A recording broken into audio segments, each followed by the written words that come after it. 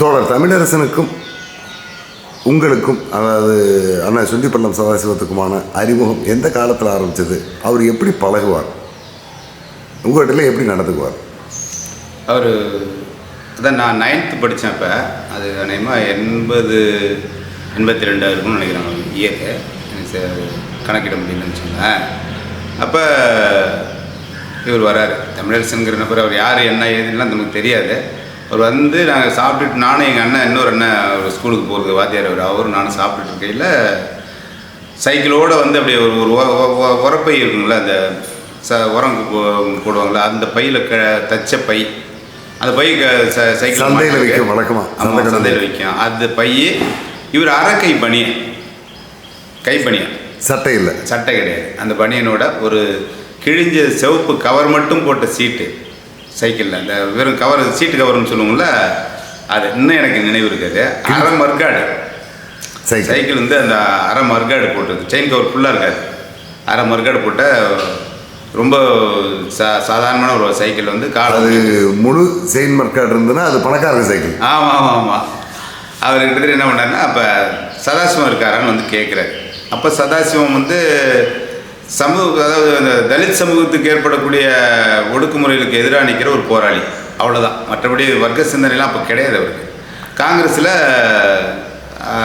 ஒருங்கிணைந்த திருச்சி மாவட்டத்தினுடைய செல் கமிட்டி தலைவர், காங்கிரஸில் ஒரு பொறுப்பாளராக இளையவர்மாருடைய விசுவாசி.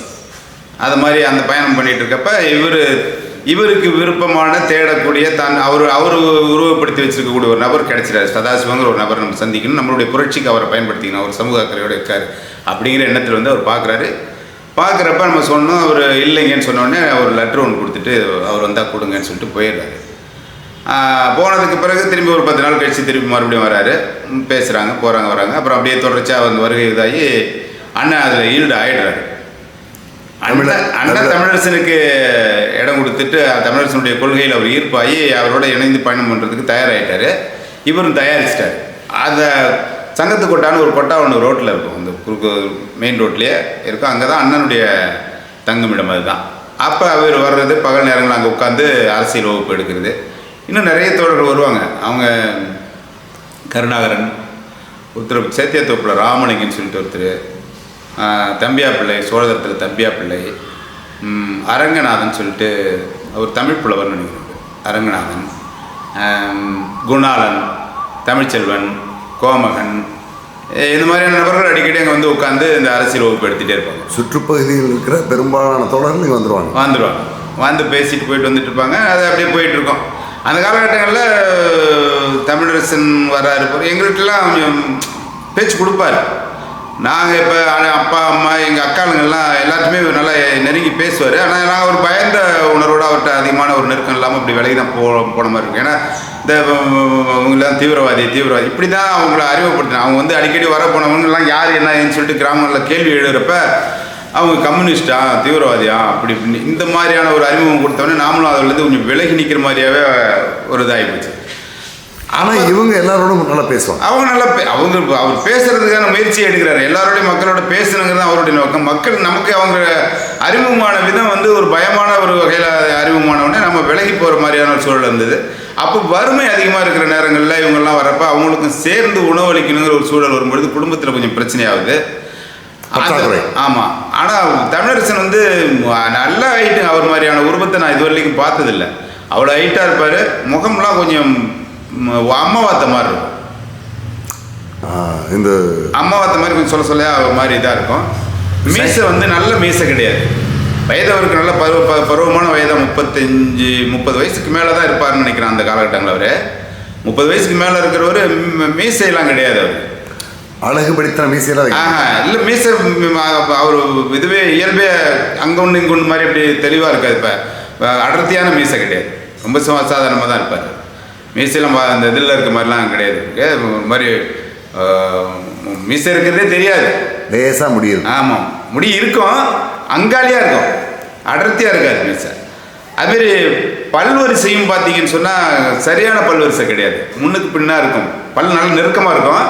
பல்வரிசை வந்து ஒரு பல்லு முன்ன பின்ன அப்படி கலைஞ்ச மாதிரி இருக்கும். பேச்சு வந்து ஸ்பீடாக பேசுவார், திக்கி பேசுவார். அதை நான் வந்து கணிதம் தேர்வு எழுதிட்டு 10ஆம் வகுப்பு வந்துட்டு சரியாக எழுதுறேன்னு எங்கள் அண்ணன்ட்ட சொல்லிட்டு இருக்காங்க கொட்டாயில். அவர் இருக்கார். பென்ஷன் சொன்னீங்கன்னா அதை பற்றி வருத்தப்படணும். பென்ஷன் எல்லாரும் இப்போ பரிச்சவங்க எல்லாம் பாஸ் பண்ண முடியுமா? பரிச்சவங்க எல்லாம் பாஸ் பண்ண முடியுமா? யாரோ ஒரு ஃபெயில் ஆகி தானே பாஸ் ஃபெயில் முக்கியம் கிடையாது, விஷயத்தை தெரியும் அவ்வளோதானே. அடுத்த பாஸ் பண்ணலாம், விடுங்க பார்த்துரும். இப்படி தான் அவருடைய ஸ்டைல். வேகமாக இருக்குது.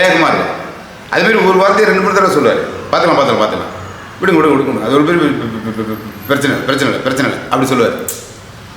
அதே மாதிரி அவர் ஆங்கில பத்திரிகையை வந்து எடுத்து அவங்க இந்து பத்திரிக்கை, இந்தியன் எக்ஸ்பிரஸ் இதெல்லாம் படித்து காட்டுவார்.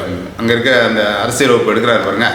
ஏதாவது அரசு சார்ந்த செய்திகள் வந்துச்சுன்னு சொன்னால் இந்தந்த செய்திகள் இப்படி இருக்குது பாருங்க இந்த மாதிரி சொல்லிவிட்டு அவரே அதை இது பண்ணி டிரான்ஸ்லேட் பண்ணுவாங்க. மொழிமாற்றம் பண்ணி இதாக சொல்லுவாங்க. நல்லா வேகமாக சொல்லுவார். அதுமாரி நல்லது. அதுமாரி அவர் முகத்தில் கோபத்தை நான் பார்த்ததே கிடையாது, கோபப்பட்டதே கிடையாது, எரிச்சலானதே கிடையாது. யாராவது பிடிக்காத விஷயத்த சொல்கிறப்ப முகம் மாறும்ல நமக்கு. இப்போ நானே அவரை வந்து என்னோட படுக்காதீங்க, இங்கே எனக்கு ரொம்ப நெருக்கடியாக இருக்குது, போகுது நீங்கள் போய் இங்கே வீட்லேயே பெரிய சிக்கலாக இருக்குது, சின்னமான இடம், அந்த இடத்துல வந்து நீங்களும் படுத்துட்டு எங்களுக்கு தொந்தரவு பண்ணுறீங்களா போகிறீங்க வரீங்களேன்னு சொல்லி எங்கள் வீட்டில் உள்ளவர்களுடைய மனநிலையை நான் வந்து வெளிப்படுத்தி அவர்கிட்ட காட்டணுங்கிற சூழல் வரும்பொழுது அவர் கொஞ்சம் கூட அதில் வந்து என்ன பண்ணி இப்படி சொல்கிறீங்க என்னட்ட சமாதானம் பேசி அங்கேயும் இருக்கணும்னு அவர் விரும்பலை. அதே சமயத்தில் கடமாகவும் அவர் எடுத்துக்கல. அவர் சரி அவங்களுக்கு தொந்தரவாக இருக்க வேணாம் அப்படிங்கிற மாதிரி சொல்லி சரி விலையை எட்ட வந்துடும்னு சொல்லிட்டு போயிட்டு விலைக்கு போய் படுத்துருக்காரு. இந்த கட்டரும்பு கொசு கிடச்சோன்னா எழுச்சி உட்காந்துட்டார். நான் எழுச்சி விடிஞ்சு வந்து பார்க்குறேன் உட்காந்தே இருக்கார். என்னங்க நீங்கள் போகலையா? இல்லை பண்ணி சாமி உனக்கு தொந்தரவாக இருக்குன்னு சொன்னியா? சரி உன்கிட்ட ஏன் உன் தூக்கத்தை கெடுப்பானுங்க மாதிரி சொல்லிட்டு நான் வந்து படுத்தேன். ஒரே கட்டரும்பு ஆயிடுச்சு. கட்டரும்பு கிடைக்குது. அப்புறம் என்ன பண்ணுன்னு சொல்லிட்டு அப்படியே உட்காந்துட்டேன் மனுஷன். தூங்கலை, பரவாயில்ல நீங்கள் பாருங்கள், நீங்கள் பார்த்துக்கலாம் போய் அப்படிங்கிறாரு. எனக்கு அன்றைக்கி பொழுதறிக்கும் என்னடா இப்படி இதாகிட்டுமேங்கிற மாதிரி அந்த சிந்தனை என்னை ரொம்ப வருத்திடுச்சு.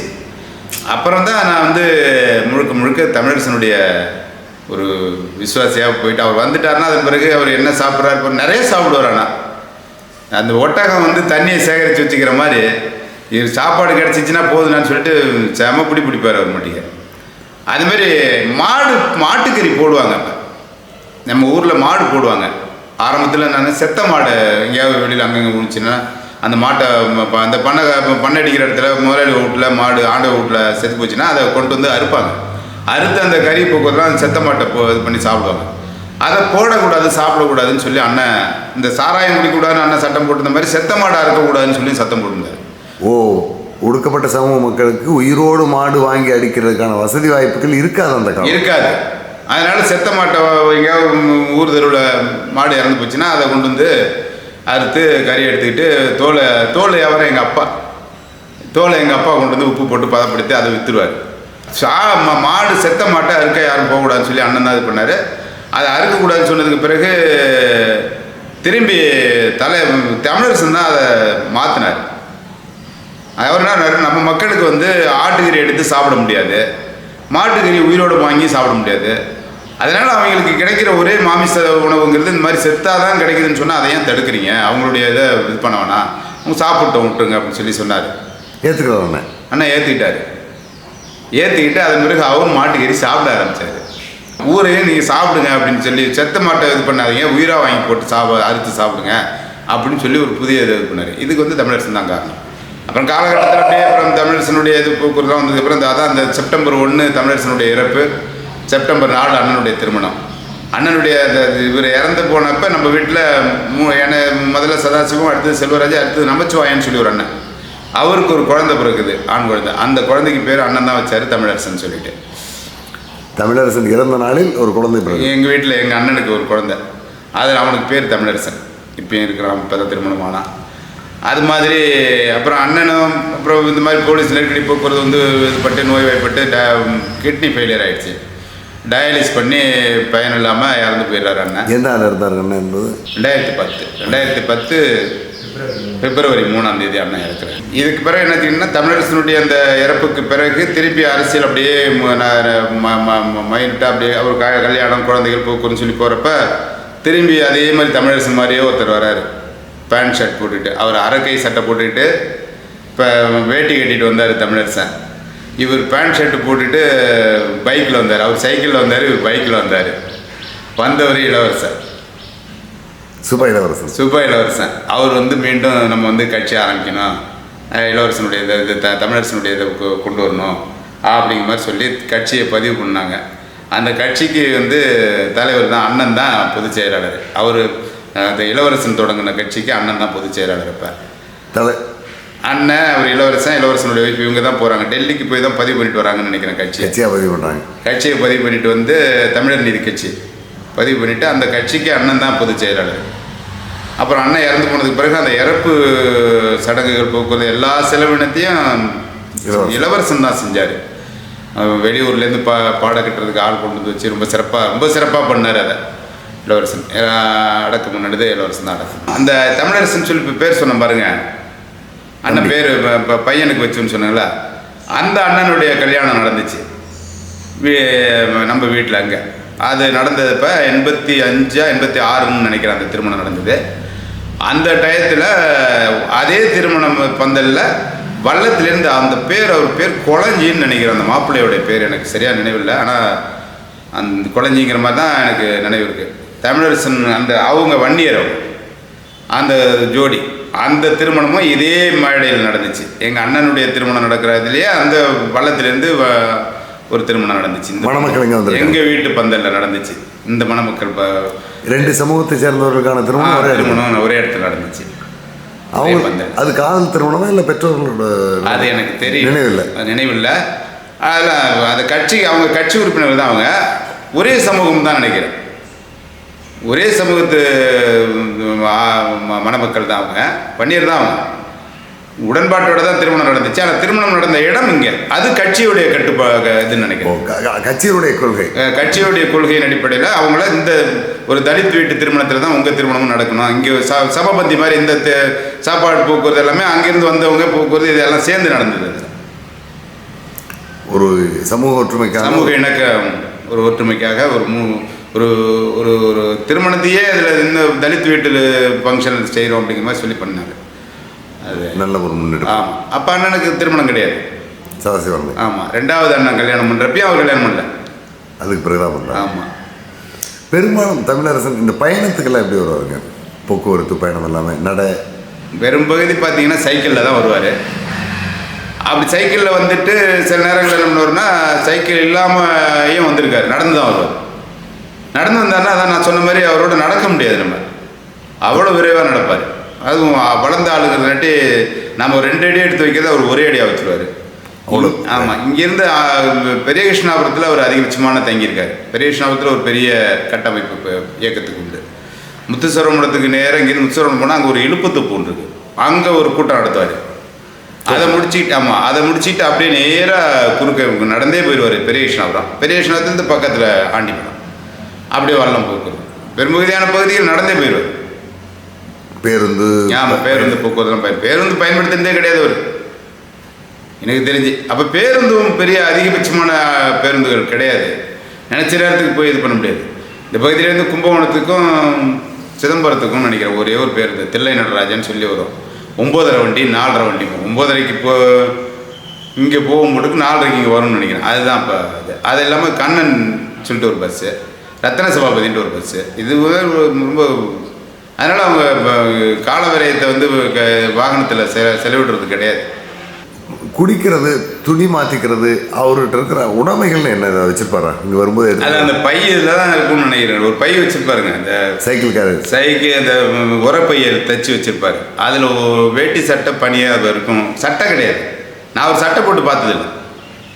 தமிழரசன் சட்டையோடு நீங்கள் பார்த்து? நான் சட்டை போட்டு பார்த்ததே இல்லை. அவர் கை வச்ச பனியன் தான், பனியா வேட்டி, துண்டு வச்சிருப்பார். விரிக்கிறது படுக்கிறது கொள்றது அந்த மாதிரி துண்டு வச்சிருப்பாரு. அது அந்த பைக்குள்ளே தான் இருக்கும்னு நினைக்கிறேன், மற்றபடி அது. ஆமாம், அந்த பைக்குள்ளே அது அப்புறம் காலப்போக்கில் தான் சொன்னாங்க அதுக்குள்ளே எல்லாமே இருந்திருக்கு அப்படிங்கிற மாதிரி. அதே மாதிரி இடுப்பில் ஒரு ஹேண்ட் கிரைனேட் ஒன்று வச்சுருப்பாரு, அதெல்லாம் நீங்கள் பார்த்தது? நான் பார்த்ததில்லை, அதெல்லாம் பார்த்ததில்ல. நீங்கள் சின்ன பையனுக்குனால அதை கவனிச்சு. கடைசியாக நீங்கள் அவர் தோழர் பார்த்தது எப்போ நினைவு இருக்கா?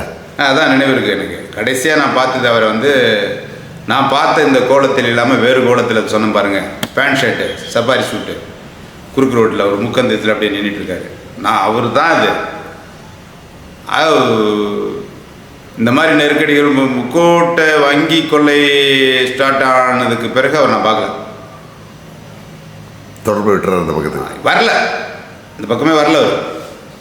அந்த உக்கோட்டை வங்கி கொள்ளையில் ஃபெயிலியர் ஆனது பிறகு இங்கே ஏதோ மாமங்கலத்தில் ஒரு ஏதோ வண்டி பணம் எடுத்துகிட்டு போனாங்க, பேங்குக்கு பணம் எடுத்துகிட்டு போன வண்டியை மறித்து அங்கே போனாங்க. அந்த மாதிரி தகவல் அதை மறித்து பணம் எடுத்தாங்களா எடுக்கல என்னன்னு தெரியல. ஆனால் பேச்சு அடிப்பட்டது. அப்போ அதுவும் இவராக தான் இருக்குங்க மாதிரி சொல்லிடுவாங்க. அதன் பிறகு பார்த்தீங்கன்னு சொன்னால் ரயில் கவிழ்ப்பு மருதையாற்று பாலம், அதோட மருதையாற்று பாலத்துக்கு பிறகு அவர் சுத்தமாகவே தொடர்பு இல்லாமல் போயிடுச்சு. மருதையாற்று பாலம் ரயில் கவிழ்ப்புக்கு முன்பாகத்தான் நீங்கள் இங்கே பார்க்குறீங்க? ஆமாம், முன்பாக தான் இருக்கு. முன்பாக. அதுக்கப்புறம் அவர் தொடர்ந்து ஓட வேண்டிய சூழ்நிலை. இங்கே பார்த்ததுங்கிறது உக்கோட்டை வங்கி கொள்ளைக்கு பிறகு பார்த்தேன். உக்கோட்டை வங்கி கொள்ளைக்கு பிறகு பக்காவா அவர் தான் அது, அதில் மாற்றம் கிடையாது. ஆனால் அவர் என்கிட்ட பேசலைங்கிறப்ப நான் நினச்சிட்டேன் சரி வேற யாரோ போட்டுருக்கு. அது ஒன்று அந்த உடையும் எனக்கு பார்த்த உடையில் இல்லை அது மாதிரி. ரெண்டாவது இப்படிலாம் மாறுவாங்கங்கிற மாதிரிலாம் நான் மைண்டு கிடையாது எனக்கு. அது யூகிக்கிற அளவுக்கு எனக்கு அப்போ பருவம் கிடையாது. பருவம் இல்லை, இப்படியெல்லாம் மாற்றம் பண்ணுற தோட்டத்தில் வருவாங்கன்னு தெரியாது, அந்த புரிதல் நமக்கு இல்லை. ஆமாம். ரெண்டாவது டிஏன்னு சொல்லுவாங்க, அதுக்கு பரவலாக சொல்லுவாங்க டிஏ தமிழரசன் பெரியவர். இந்த பேர் இந்த 3 பேர் தான் இருக்குது. மற்ற பேர் நிறைய பேர் சொல்கிறாங்க மாணிக்கன்னு பேர் இருக்குது, ரத்தனன்னு பேர் இருக்குது அப்படின்லாம் சொல்லியிருக்காங்க. அந்த மாதிரி பேரில் அவர் அழைச்சி யாரும் நான் காதல் வாங்கினது கிடையாது, கேட்டது கிடையாது. நம்ம வீட்டுக்கு வரப்போ அவர் தமிழரசன் அப்படிங்கிறது நல்லா தெரியும். டிஏன்னு சொல்லி டிஏ வந்தாரா போனாரா அப்படின்னு சொல்லி மற்ற தோழர்கள் கேட்பாங்க. பெரியவர், இந்த 3 அவருக்கு பரவலான பேர். பெரியவர்ங்கிறது பரவலாக அறியப்பட்ட பேர். அறியப்பட்ட பேர். அறியப்பட்ட பேர்னா அவரை தெரிஞ்சவங்களுக்கு தெரியும். நம்ம கிராமத்தில் கூட இப்போ நெருக்கமான ஆட்கள் அவர் தினம் போகிறவங்க பெரியவர் வந்திருக்காரு போட்டுக்குன்னு அவங்களே சொல்லுவாங்க. அந்தளவுக்கு சாதாரண அவரோட தொடர்பே இல்லாட்டி போனால் கூட அவருடைய வருகை தெரிஞ்சவங்களுக்கு பெரியவர்னு சொன்னால் அவர் யாருன்றது அளவுக்கு ஐடென்டிஃபிகேஷன் பண்ணுற அளவுக்கு கிராம மக்களுக்கே தெரியும். கேடருக்கு டிஏன்னா தெரியும், அமைப்பு சேர்ந்தவங்களுக்கு டிஏன்னா தெரியும். இந்த தம்பியா பிள்ளை என்ன இருந்தார் இல்லைங்க, தம்பியா பிள்ளை சோழதரம் அவரும் அமைப்போட ரொம்ப தீவிரமாக செயல்பட்டவர். ஆமாம்மா, ரொம்ப தீவிரமாக செயல்பட்டவர், ரொம்ப பாதிப்புக்குள்ளானவரும் கூட. பாதிப்புக்குள்ளானவர் பெரும்பகுதியாக அதில் வன்னியர்களும் பறையர்களும் தான் அதில் அதிகபட்சமாக இருந்திருக்காங்க. வேற எதுவும் அடுத்த மாற்று சமூகமே கிடையாது. இவங்க 2 தானே பெரும்பான்மை 2 சமூகம் தான் இதில் அதிகமாக இது பண்ணுது. அதில் தான் தமிழரசனுடைய பெரிய உயர்ந்த கோட்பாடு என்னென்னா சாதி ஒழிப்பு தான் அவருக்கு முதன்மையான கொள்கை. அது தீவிரமாக. ஆமாம், சாதி ஒழிப்பே வர்க்க விடுதலைன்னு சொல்லி அவர் கோஷம் வச்சிருக்காருன்னு நினைக்கிறேன். ஆமாம், அந்த மாதிரியான இது. ரெண்டாவது அதுக்கு அவர் தேர்வு பண்ணினதே தலித்துடைய தலைமையில் புரட்சி என்பது அவருடைய இலக்கு. அதை அடைவதற்கு அவர் எடுத்துக்கிட்ட காரணிகள் என்னென்னு கேட்டிங்கன்னா தலித்துடைய தலைமையில் புரட்சி நடக்கணும் அப்படின்றது தான் அவருடைய உயர்ந்த கோட்பாடு. அதுக்கு அண்ணனை நிறைய தலித்துகளை அவர் தயார்படுத்தினார். தம்பியா பிள்ளை, அண்ணன்,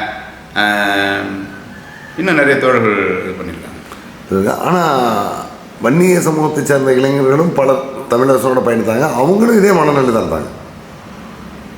தலித் சமூகத்தை வந்து ஒரு விரோதியாக அவங்க யாரும் பார்க்கல. அந்த மாதிரியான பார்வை எங்கே இருந்தீங்களா? இல்லை யார்கிட்டையும் அது மாதிரி கிடையாது. இல்லை, எல்லாமே அண்ணன் தம்பியாக தான் முடியும். குணாலன் சொல்லிட்டுலாம் சொன்னாங்கல்ல, குணாலன்லாம் இங்கே நம்ம வீட்டோடைய எப்படியா குணாலன் தொடர்புலாம் பார்த்தீங்கன்னா குணாலன், தமிழ்ச்செல்வன் இவங்களெல்லாம் அண்ணன் எதிர்த்தார். ஊருக்குள்ளே நீங்கள் வரக்கூடாதுன்னாரு சதாசிவம் ஒரு கட்டத்தில். ஆமாம், அது எப்போன்னு கேட்டிங்கன்னா குணாலன் வந்து கல்லூரியில் படித்தார், கும்பகோணம் கல்லூரி. இவர் திருப்பனந்தாள் கல்லூரி தமிழ்ச்செல்வன். இவங்க 2 பேருக்கும் எங்கள் சித்தப்பா பையன் ஒருத்தர் ஆசிரியராக இருக்காருங்க, கணேசன் சொல்லிட்டு அவர் பழக்கம். அங்கே கும்பகோணம் காலேஜில் அவங்களுக்கு திராவிட கழக ஆதரவாளர்கள் இங்கே வந்து தீகா கொடியேற்ற வந்தாங்க. காங்கிரஸ், இவர் காங்கிரஸ். தீகா கொடி ஏற்ற கூடாதுன்னு பெரிய பிரச்சனை. குணாலம் போக்கு நீங்கள் யாரும் ஊருக்குள்ளே வரக்கூடாதுன்னு சொல்லிட்டாரு. அப்புறம் ஒரு காலகட்டத்தில் பார்த்தீங்கன்னு சொன்னால் தமிழரசன் வரவுக்கு பிறகு ஆமாம், இதில் ஒரு குறிப்பிட்டு சொல்லணும்னா தேவதாசன் சொல்லிட்டு ஒருத்தர் சோழபுரம் கும்பகோணத்துக்கு பக்கத்தில், அவர் வந்து செட்டியார். நம்ம சொன்ன இந்த இயக்கத்துக்குள்ளே வன்னியர்கள் தலித்தை தவிர பார்க்கணும், அவர் ஒரு செட்டியார். அவர் அந்த செட்டியார் வந்து திருமணம் பண்ணிக்கிட்டது யார் பண்ணிக்கிட்டாங்கன்னா வாசகின்னு சொல்லிட்டு கீரங்குடி இருக்குங்களா, திருப்பனந்தாள் பக்கத்தில் கீரங்குடின்னு ஒரு கிராமம். அங்கே கோவிந்தசாமின்னு ஒருத்தர் ட்ரெயினில் வேலை பார்த்தவர். அவரும் இந்த குணாளன் செட்டு. குணாளனுடைய தங்கச்சை கோவிந்தசாமி கட்டிட்டார். கோவிந்தசாமி தலித்து, குணாளன் வன்னியர். அப்போ இவங்களுக்குள்ள இந்த கட்சிக்குள்ளே வந்த என்னன்னு கேட்டிங்கன்னா, மாற்றி மாற்றி திருமணம் பண்ணிக்கணும், அப்போ தான் அந்த சாதியை ஒழிக்க முடியும். அதுக்கு நாமளே முதல்ல முன்னுதாரணமாக இருக்கணும்னு நினச்சிக்கிட்டு பண்ணின வேலைகள். இப்போ தேவதாஸ் திருமணம் பண்ணினது வாசுகின்னு சொல்லிட்டு, அவங்க யாருன்னு கேட்டிங்கன்னா இந்த கோவிந்தசாமி சொல்கிற பாருங்க, கோவிந்தசாமியோடைய தங்கச்சி. ஒடுக்கப்பட்ட சமூகம். கோவிந்தசாமி திருமணம் பண்ணிக்கிட்டது குணாளனுடைய தங்கச்சி, அது வன்னியர் சமூகம். தேவதாஸ் செட்டியார். ஆக இது இவர்களுக்குள்ளே ஒரு பெரிய இனக்கலப்பு. இதெல்லாம் வந்து தமிழரசனுடைய பாலிசி, அந்த மாதிரி அவருடைய கொள்கை வழிபாடு. பெரும்பாலும் எல்லா தோழர்களுமே மாற்று சமூகத்தில் தான் திருமணம் பண்ணியிருக்காங்க. அது தலித் கட்டாயமாக இருக்கு. ஆமாம், தலித் கட்டாயமாக இருக்காங்க. தமிழ்ச்செல்வன் கூட ஆரம்பத்தில் ஒரு தலித் பொண்ணை தான் காதலிச்சு இது பண்ணிட்டு திருமணம் வாழ்க்கையை வாழ்ந்துட்டு இருந்தாங்க. அப்புறம் அவங்களுக்குள்ள மனமுறிவு வந்து இப்போ வேறு திருமணம் பண்ணிக்கிட்டாரு. அது இடையில பிரிவு ஏற்படுது. ஆமாம், அது இதுதான். அதாவது தமிழரசனுடைய அந்த சாதி ஒழிப்பே முதன்மையான கோட்பாடாக அவர் வச்சிருந்த நாட்டி தான் இந்த மாதிரியான சில கட்டுப்பாட்டெல்லாம் கட்சி கேடருக்குள்ளேயே அதை வந்து முதல்ல அமுல்படுத்தணுங்கிற மாதிரி சொல்லி நடைமுறைப்படுத்தினார். ஆனால் தமிழரசன் திருமணம் பண்ணணும்னு நினைச்சிருக்காரா? இல்லை, நினைச்சதே என்ன, அது மாதிரியான சிந்தனையே அவர்கிட்ட இருந்தது இல்லைங்க. அந்த பக்கமே அவர் போனதில்லை. இல்வாழ்க்கைங்கிற அந்த பகுதிக்கே போனதில்லை. மற்றவர்களுடைய திருமணங்களுக்கு அவர் இது பண்ணுறது போகிறது, அது ஒழுங்குபடுத்துறது போகிறதுனா இவர் வந்து திருமணம் பண்ணிக்கணும் போகணுங்கிற அதை பற்றி அவர் நினச்சி பார்த்துருக்க கூட மாட்டாருங்கிறது என்னுடைய இன்றைய ஒரு அசம்ஷன் வச்சுங்களேன். அவர் எப்போ பார்த்தாலும் அறிக்கை தயார் செய்து எழுதுறது, கட்சிக்கான இது வந்து இப்போ விவாதிக்கிறது, கட்சிக்கான செயல் திட்டங்களை நடைமுறைப்படுத்துறது, இதே வேலைகள் தான். வேறு சிந்தனைக்கு அவர் வேலை இல்லை. அவர் எதை விரும்பினார்? அவர் புரட்சியை தான் விரும்பினார். புரட்சி மக்கள் திரண்டு வந்து மக்கள், அதாவது மக்களுக்கான அதிகாரத்தை மக்களே வென்றெடுக்கணும், மக்களை வந்து அரசியல்படுத்தணும் அப்படிங்கிறது அவருடைய இதாக இருந்துச்சு. ரெண்டாவது, அவர் நல்ல கோட்பாடு நல்ல கொள்கை தெளிவோடு தான் வந்தார். விடுதலை புலிகளுடைய தொடர்பு அவருக்கு கிடைச்சதுக்கு பிறகு அவருடைய கொள்கை கோட்பாட்டில் தடுமாற்றம் உருவாயிடுச்சு. அறவழியா ஆமாம், மக்கள் திரளாகாமல் ஆயுதம் வந்து எடுக்கணும்னு நினச்சது அவருடைய தவறு. நினச்சதில் கூட இன்னொரு விஷயம் கேட்டிங்கன்னா, சம்பவங்களை தயார் செஞ்சார் பாருங்கள். வங்கி கொள்ளை, ரயில் கவிழ்ப்பு, இந்த மாதிரியான சில விஷயங்களில் அவர் எடுத்த முடிவுகள் தப்பான முடிவு என்பதை காட்டிலும் எல்லாத்துலேயும் நாமே முன்னின்று செய்யணும்னு நினச்சார் பாருங்கள். அது வந்து மிகப்பெரிய தவறு. அதெல்லாம் நமக்கு பின்னாடி தான் தெரியுது, இவர் எந்தெந்த இடத்துல தப்பு பண்ணியிருக்காரு காலப்போக்கில் தான் தெரியும். ஆமாம், அப்படிங்கிறத நம்ம இப்போ இன்றைக்கி நமக்கு கிடைச்சிருக்கக்கூடிய அந்த அனுபவத்திலேருந்து நம்ம அதை பார்த்தோம்னு சொன்னால், தமிழரசன் தலைமை ஏற்றுக்கொண்ட அந்த இப்போ தமிழ்நாடு விடுதலை படைங்கிற இயக்கத்தில் இவர் தலைமை பொறுப்போடு மட்டும் இல்லாமல் செயல்பாட்டிலையும் தானே முன்னின்று அதை செஞ்சால் தான் அவருக்கு திருப்தி. அதான் விரும்புகிறோம். அவர் திருப்திங்கிறது நான் சொல்கிற மீனிங் எதுலேருந்து சொல்கிறேன்னு கேட்டிங்கன்னா, உங்கள் மீது இல்லாத நம்பிக்கை, நீங்கள் சரியாக செஞ்சு முடிப்பீங்க அப்படிங்கிற மாதிரி அவர் நம்பணும். இந்த இடத்துல நம்மளுடைய மேற்பார்வையில் அது நடக்கணும். அது அவர் எடுத்துக்கிட்ட இதில் தவறு. ரெண்டாவது, அவர் வங்கி கொள்ளை இப்போ அதாவது மக்கள்கிட்டே அதை அவர் வசூல் பண்ணியிருக்கலாம், அல்லது அரசு சார்ந்த நிறுவனங்களை மோதாமல் இன்னும் எந்தெந்த வகையிலே அவர் ஏற்கனவே எடுத்த அவங்க அனிலேஷன் சொல்லி சில விஷயங்கள் எடுத்தாங்க பாருங்கள், அந்த மாதிரி கூட அவர் பண்ணிட்டு போயிருந்துருக்கலாம். அல்லது எது நடந்தாலும் நடக்கட்டும்னு சொல்லி முழுக்க கருத்து பிரச்சாரத்தோடு நிறுத்தியிருக்கலாம். ஊதுற சங்கம் ஊதுவோம் வெடியிறப்ப வெடியிட்டுங்கிற மாதிரி சொல்லி மக்களை தயார்படுத்துகிற வேலையிலே இருந்திருந்தால் மக்கள் செஞ்சுருப்பான் அந்த வேலையை காலப்போக்கில். ஆமாம், மக்களுக்காக இவரே செய்ய போனதனுடைய விளைவு தான் இது. அருமையான கொள்கையை வென்றெடுத்து நல்லா அதுக்காக களப்பணி ஆற்றி எவ்வளோ 3-4 இந்த கடலூர், பெரம்பலூர், திருச்சி, தஞ்சை இந்த பகுதியை முழுக்கணும் அவருடைய கட்டுப்பாட்டுக்குள்ளே கொண்டு வந்துட்டார். அப்படி தான் சொல்லலாம்.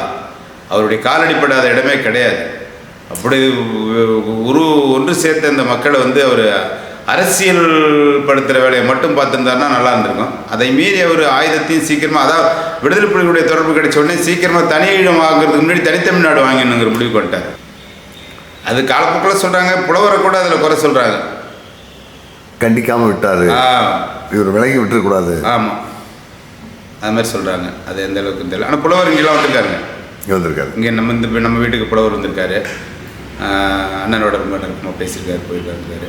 ஒரு தடவை பார்த்துருக்கேன் அவரை. பார்த்து அப்போ அவருடைய தோற்றம் எப்படி இருக்குன்னு கேட்டிங்கன்னா, பாவேந்தர் பாரதிதாசனுடைய சாயல் தெரியும் அவர்கிட்ட. அதுமாரி இவர் கல்யாணி, விழுப்புரம் பேராசிரியர் கல்யாணி, அவர் வந்திருக்காரு. புலவர் கூட வந்திருக்காரு. புலவர் அவர் தான் வந்தாங்கன்னு நினைக்கிறேன். தீவிர செயல்பாட்டாளர். ஆமாம்.